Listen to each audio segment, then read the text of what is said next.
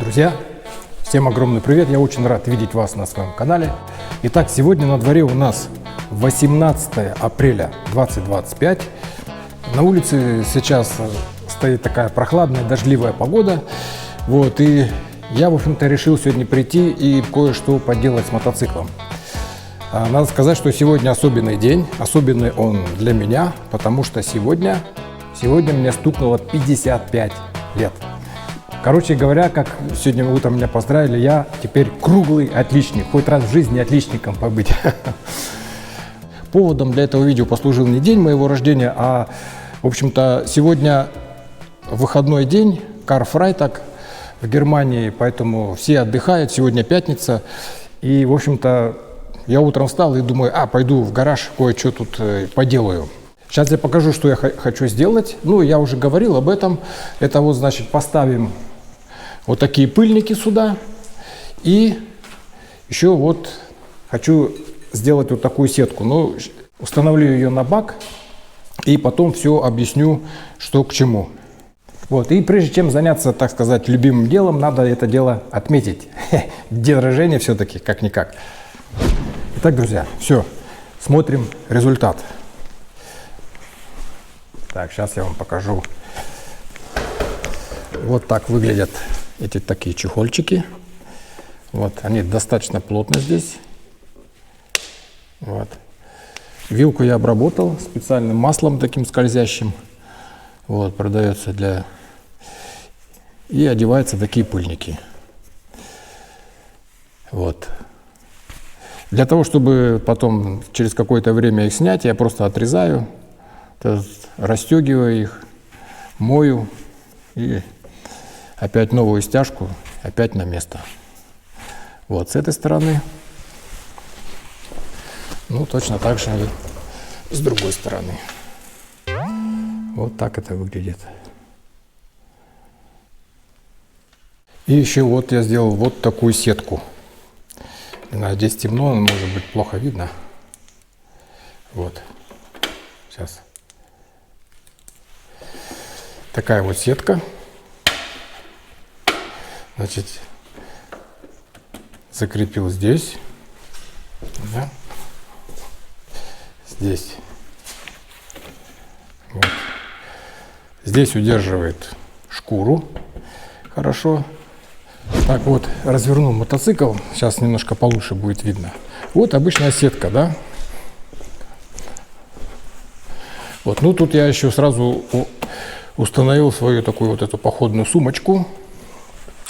Значит, для чего? Сразу поясняю. Очень удобная вещь. Раньше она была у меня подобная сетка, стояла на Ямахе, на Тенере. Вот. Вот в первую очередь для чего? Значит, я ее сделал для того, чтобы можно было быстренько что-нибудь туда подсунуть. Например, перчатки. Потому что там снял, заправка или там какой-нибудь, может быть, там погранпереход или еще что-то.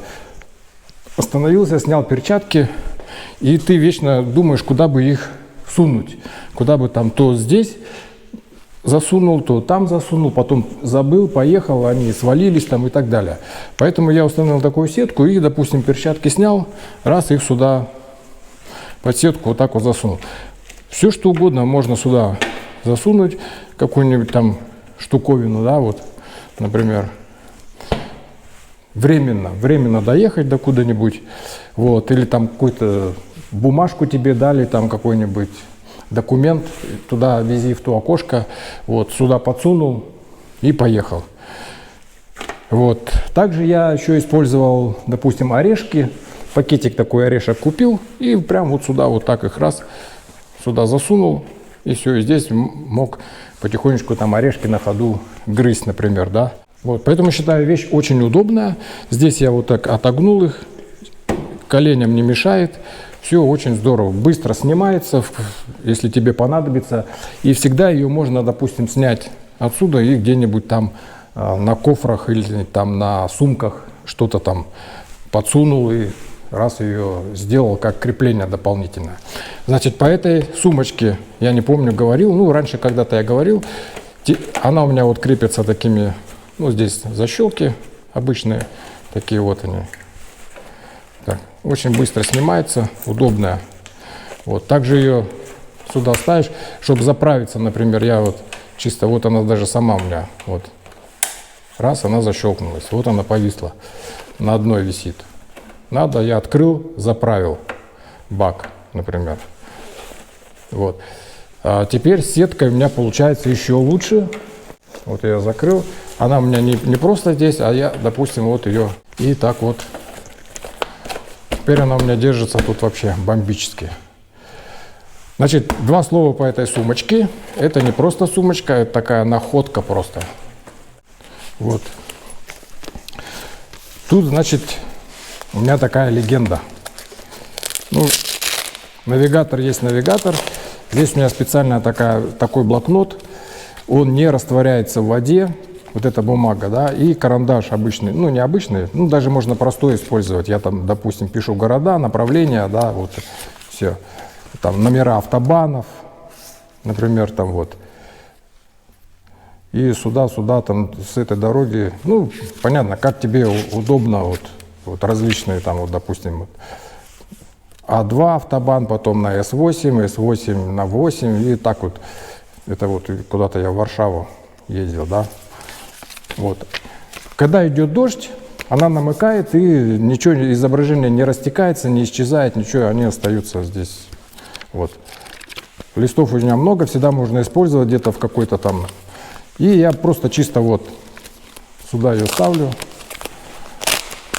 Допустим, на следующий день мне там какой-то сложные развязки, я вот так вот ставил и еду и смотрю, да, удобно. Так, дальше открываем. Здесь вот мелочь. Остановился, заплатить за автобан, достал, заплатил. Сюда также вот этот чек с автобана, который я сюда засовываю. Вот тут у меня эти затычки для ушей. Я использую всегда, ну, нож, ну и все, да, казалось бы. Но тут еще есть еще один отдел, вот. Сюда можно ставить карту. Ну, у меня здесь и стояла карта, допустим, карта Турции, карта там еще чего-то. С другой стороны, всегда есть, можешь развернуть и посмотреть. Это даже не знаю, что это такое. Билеты, наверное, какие-то. Вот. Да, это билет на паром. Тут все. Вот, ну это сюда карту развернул, глянул, так, правильно я двигаюсь в том направлении, там, или еще что-то там, вот, удобно. Ну, сейчас карты это так уже, я ездил с картой и смотрел, но не часто ее используешь, поэтому вроде как вытащил. Вот, ну а вот этот кармашек, ножик всегда под рукой, здесь у меня еще ножик, ну этот. Вот, и все. И вот это, конечно, тоже находка. Поэтому установлена она вот здесь. Вот здесь такие защелочки. Они чисто раз, ее туда и здесь. Вот тут, конечно, тоже. Тут у меня очки всегда лежат. Такие очки. Еще там изолента. Там, допустим, вот такая тоже штука полезная. Это с номером, там что-то пристегнуть, куртку или шлем, быстренько пристегнул. Вот. Ну, чисто для уверенности. Все вращается, ничего не мешает здесь, так что. Ну, еще я думаю, конечно, не знаю, как вам, но мне такой какой-то особый вид такой, знаете, все равно это сетка. Вот, так что. А, да, еще я поменял масло, значит, заменил масло и поменял воздушные фильтры. Ну, это я уже снимать не стал, я прям здесь на парковочке выкатил. Ну, не сегодня, а на прошлой неделе. И когда я менял масло, я вот снимал защиту, да, и вот здесь, вот в этом месте, вот сейчас тут, может, вон там видно царапина такая вот на раме. Вот там, да, на раме видно такую черную точку. Вот эта броня, я где-то приложился, очень так серьезно. Ну, я так думаю, что это на стеле Альпины. Были там где-то там бах-бах, на какой-то камень налетел. ну здесь. И давануло так, что у меня броню эту просто согнуло. Хорошо она уперлась в раму. Вот этот алюминий, он в раму просто уперся этой клепкой вот этой самой. Я молотком выправил это все. Поэтому я так думаю, что если бы, допустим, даже вот эта алюминиевая плата была вплотную к картеру, то могло бы даже и картер продавить. Вот, он мог бы даже треснуть. Вот, хорошо попало здесь, так что защита все-таки это вещь довольно нужная. Я просто это еще к тому, что все вот эти крепления, да, которые здесь штатно стоят, я думаю, что не стоит их как-то переделывать для того, чтобы, например, поставить выхлопную систему, там, делать ее более такой слабенькой. Вот результат того, что где-то на камень приложишься и, короче, да. Поэтому защита должна быть действительно стоять мощно и защищать картер. В общем, к походу мы практически подготовились. Да, так как у меня день рождения, я вчера себе уже купил подарок. Вот, значит, резину. Купил себе резину. Долго все думал. У меня, короче, два варианта резины. Это такая дорожная и немного более такая внедорожная. Да? Дорожная это вот это. Michelin Aнаки Adventure, да, вот это, я считаю, самая универсальная резина, но она позиционирует себя как 20-80, 80 асфальт, 20 легкое бездорожье. Ну, как правило, так оно и получается, что мы 80/20 так и едем. Вот, более, значит, такая внедорожная резина, это ТКЦ, Continental ТКЦ 70 ROX, да, вот это ROX, да, хорошая очень резина. Вот, я ее уже попробовал, очень был доволен. Вот, но в этот раз я все думал, то ли мне вот ROX взять, то ли вот поставить, у меня есть еще один баллон подержанный, поставить его, думал, и, короче говоря, купил Continental ТКЦ 70, обычную вот эту. Взял так, потом, потому что я подумал, что она очень такая... Хорошо она себя держит на дороге, прекрасно себя ведет. Вот, я вот почитал отзывы, очень долговечная. Ну, классная резина, внедорожные качества у нее, конечно, такие слабенькие. Но я так прикинул, что все равно я один. Там в Турции, куда я направляюсь, там сухие грунты в июне месяце, как правило. Поэтому грязи нет, так что как бы я думаю, что мне ее будет достаточно. Вот. Если резина начнет пасовать или где-то там, может быть, подъем будет такой серьезный, ну, не поеду, развернусь, возьму другое направление, немножко там проеду. Вот. Но я думаю, что таких ситуаций будет, наверное, минимум. Вот. А в основном, конечно, это там такой плохой асфальт, хороший асфальт. И здесь, конечно, лучше, чтобы резина была то, что надо, как говорится. Да, аккумулятор я еще не менял, но хочу сказать, что я еще там нашел таблицу, значит, емкости аккумуляторов для вот как раз литий-железофосфатных аккумуляторов. И, значит, все напряжение, которое ниже 13 вольт, да, это уже порядка там 40-30% емкости. Вот, сейчас мы посмотрим. 12,9. В общем, 12,9, 12,8 вольт, емкость родного аккумулятора уже на пределе. То есть вовремя я купил аккумулятор, вот пока еще не ставил, ну, буквально тут пару дней еще поезжу и потом уже займемся. Там 5 минут делов его переставить.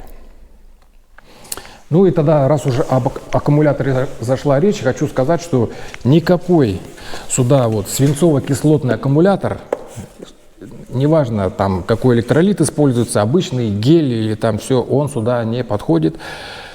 По причине, ну, как минимум 3 причины, да, я могу сказать, это напряжение, номинальное напряжение во всем мотоцикле, все электрооборудование рассчитано на 13 вольт. 13 вольт, не 12, а 13 вольт, да. Вот, ну, 13,9, 13,8, если быть точным. Во-вторых, он стоит здесь, вот в этом месте, в самом пекле, да. Здесь очень не обдувается практически, очень такое термонагруженное место, ну и размер. Естественно, такого размера свинцово-кислотный аккумулятор, он не будет выдавать ни тока, ни емкости. Поэтому это вообще, этот вариант откидывается. Да, они 14 вольт, они спокойно могут выдержать, да, но дело все в том, что при постоянном напряжении зарядки 14 вольт на вот свинцово-кислотный аккумулятор, он будет сам по себе нагреваться внутри.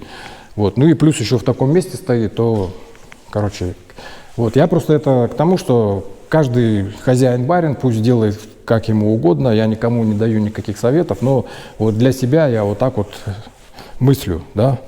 Значит, это не годится, остаются литиевые аккумуляторы обычные, которые дешевле, вот, литий-железофосфатных, да. Вот, но у них количество циклов ограниченное, да, то есть в разы меньше. Они в разы дешевле, но в разы меньше циклов. Поэтому как временную меру, ну, его можно, наверное, рассматривать. Вот, поэтому остается один литий-железофосфатный. Даже любой аналог литий-железофосфатный будет стоить уже приличных денег. Вот, поэтому все, что попадалось мне, я, может быть, плохо искал, но все, что попадалось уже, вот литий-железофосфат, он был все-таки менее такой слабый. А емкость очень важна для мотоцикла. Не забывайте, что у нас здесь стоит 4 свечи, 4 катушки зажигания, да, впрыск. При включении зажигания сразу включается ближний свет, все, значит, сенсоры, датчики, 4 катушки нужно запитать, нужна вот эта энергия. И если, допустим, с маленькой емкостью аккумулятор крутанул стартер и завелся, то проблем нет. А если у вас там плохой бензин, первая попытка не удалась, вторая, емкость резко падает, напряжение падает и до свидания. Поэтому аккумулятор большой емкости, как вот оригинал, да, и аккумулятор должен быть железофосфатный. Ну, вот так вот, чтобы, так сказать, поставить точку в этом вопросе насчет аккумулятора. Тема непростая, поэтому как бы, вот, я купил оригинал не потому, что я хочу именно оригинал, а вот, ну, как бы, он пока лучший. Так, друзья, ну все, на этом я тогда заканчиваю, пошел я, короче, это самое, накрывать стол и... Ну и все, увидимся уже тогда через неделю, возможно, да, в следующем видео. Пока.